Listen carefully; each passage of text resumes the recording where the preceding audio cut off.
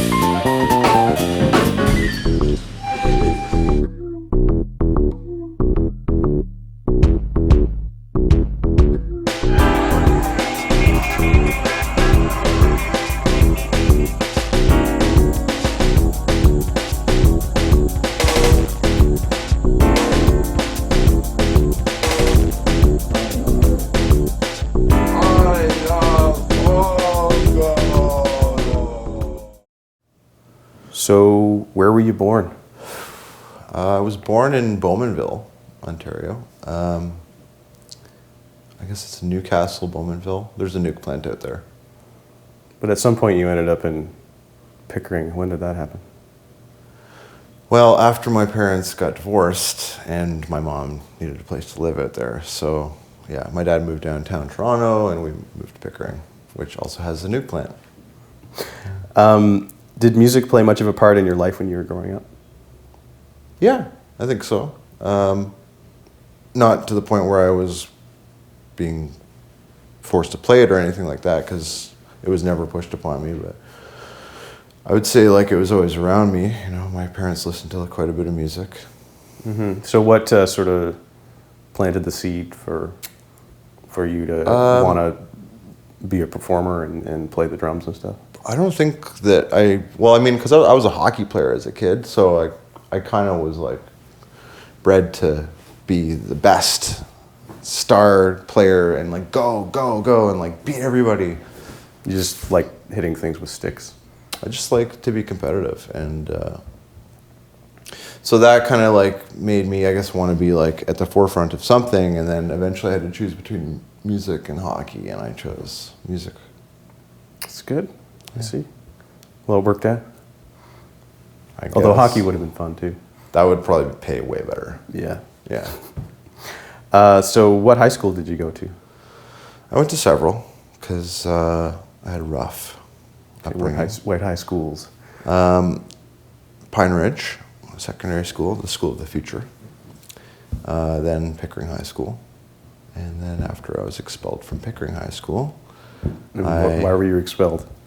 Because I never went to class. Right. But I had a pretty effed up childhood. So it was like, school? Yeah. Who cares? That makes sense. Yeah. So how did you actually start playing music? What was your, like, did you get a drum kit because you wanted one? My dad got me a drum kit. Because you asked for it or just because he gave you one? Yeah, I think he kind of wanted one around anyway, because he he was a bit of like a singer-songwriter guy, so he would jam with his buddies and sometimes they'd do recordings and stuff. So to have the kid around was probably just fun for him, you know, when they were jamming and stuff. So it was almost by accident. Almost. Yeah, almost. But I was sort of drawn to marching drums and stuff like that. So maybe that's why I gravitated towards drums, but yeah. So what was your first job? Dickie D. Really? Yeah. I did Dickie D too. Yeah, it was horrible. It was a bad I still job. have nightmares about that. Yeah. Yeah. Did you ever make any money, like in any particular day? No. I'm just lucky I didn't get robbed. I got robbed. You got robbed? Yeah, it was bad. Some big, like 18-year-old dudes held me down while the other kid took it. I was like 14. Oh my God. I was so mad. But I'm over it now. Well, no more Dickie D. If you could meet some famous person, who would you choose?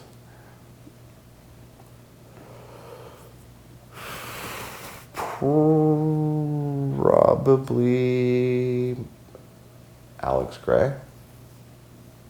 Who's an Alex Gray? artist. Yeah, where's he from?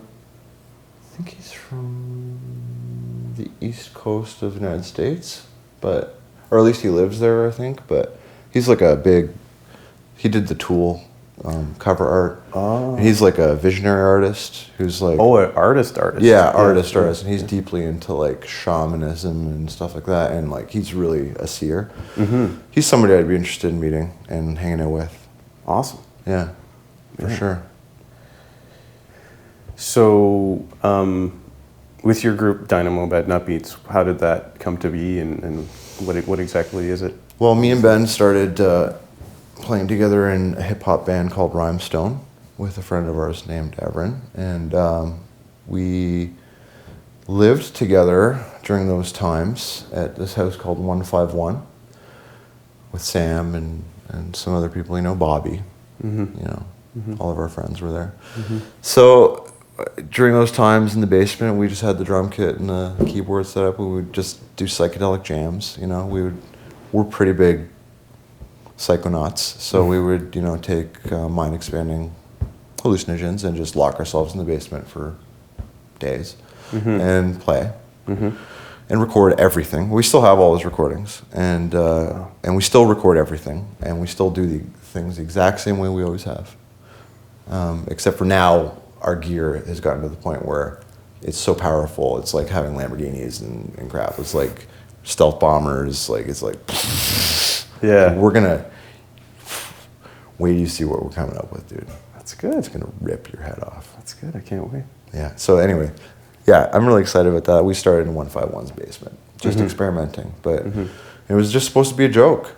It was supposed to be a joke. Yeah. It was like, because we're already playing hip hop and all this other music that everybody's really happy with what we're doing, and we were playing the Monkey Mob with Snappy, and I was playing with you too. Like, we had all these bands going on, and like everybody was like, they felt successful, I guess, musically to some extent. Not that like we were actually getting paid really well to do it, but a lot of people were interacting. There was a big community going on in Toronto, like the Ohm community and stuff like that. We're a part of that, so.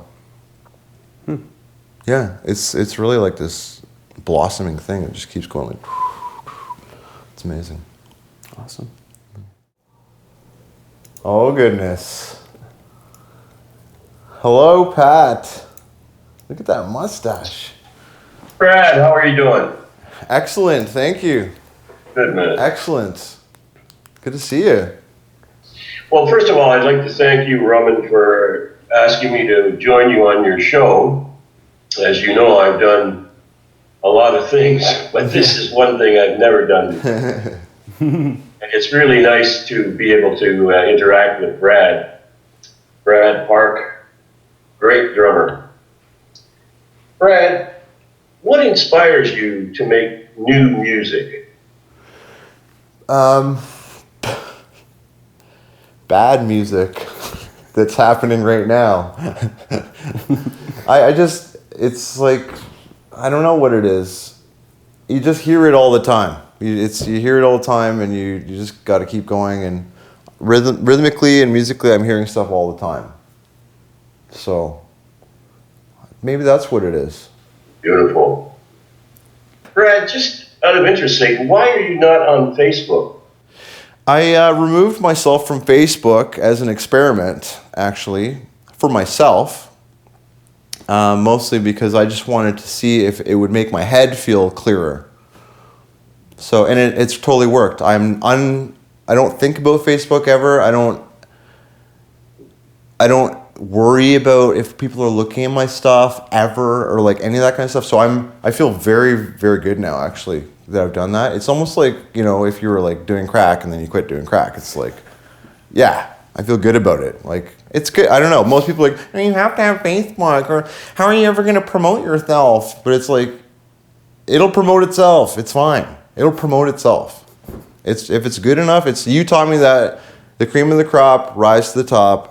And I still remember that, and I still am trying to rise to the top. And yeah, you need Facebook to make your way through. Somebody will make a Facebook page for me one day if they think I'm badass enough. Yeah.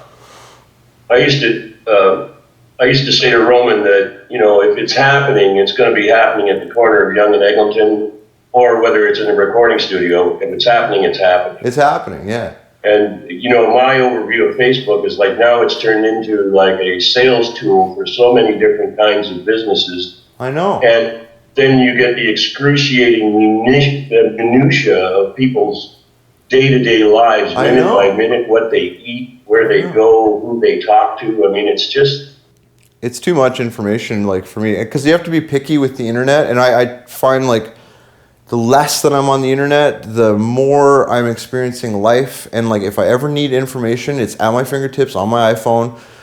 And usually the kind of information I want is from Wikipedia anyway. So I just generally am looking up stuff on Wikipedia. That's the most important website for me. We got about 30 seconds left here, so. All right, there's one more question I do want to ask you, Brad, because I think this is an important question. Okay. What advice would you have for a young drummer who's just starting out in the music business today?